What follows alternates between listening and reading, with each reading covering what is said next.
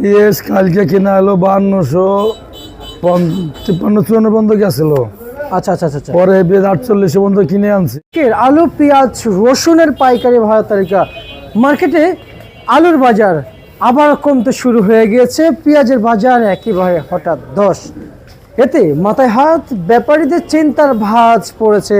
প্রিয় দর্শক, ব্যবসায়ীদের ব্যাপারীরা কি বলছেন বর্তমান পেঁয়াজ এবং পেঁয়াজ দরদাম নিয়ে, সেটা আমরা জানিয়ে দেবো। দেখি ব্যবসায়িক, আসসালামু আলাইকুম। ওয়ালাইকুম আসসালাম। কেমন আছেন? আল্লাহ রাখছে ভালো।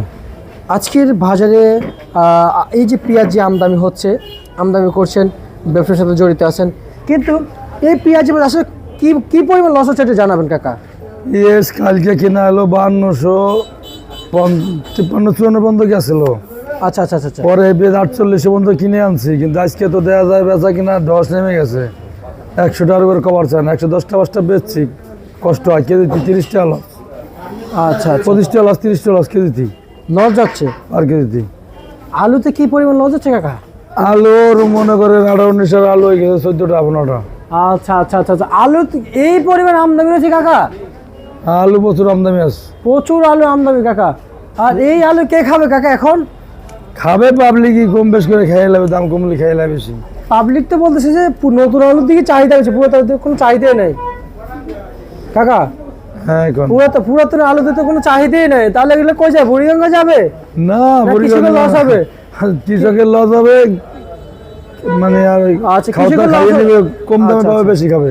কৃষকের লস হবে, দেশের রাজস্ব নষ্ট হইলো। সরকার কি এই বিষয়ে কোনো কিছু পদক্ষেপ নিয়েছে?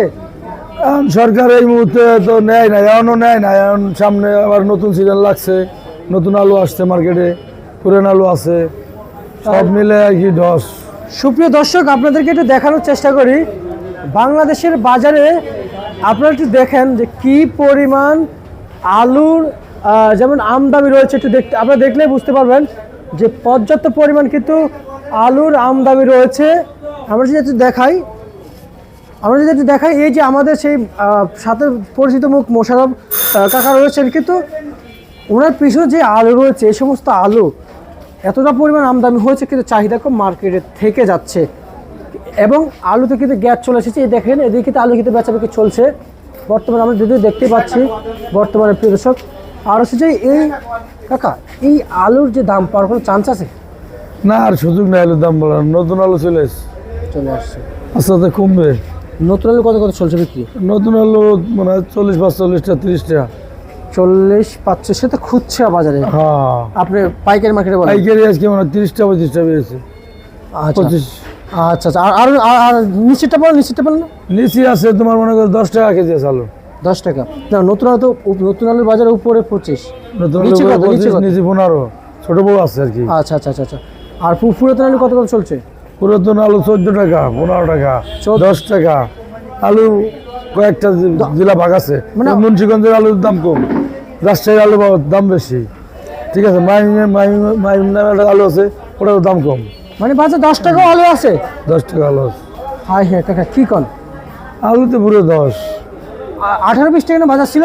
19 টাকা ছিল বাজার। আর সে আলু কি 10 টাকা আইছে? সে আলু 14টা 15টা।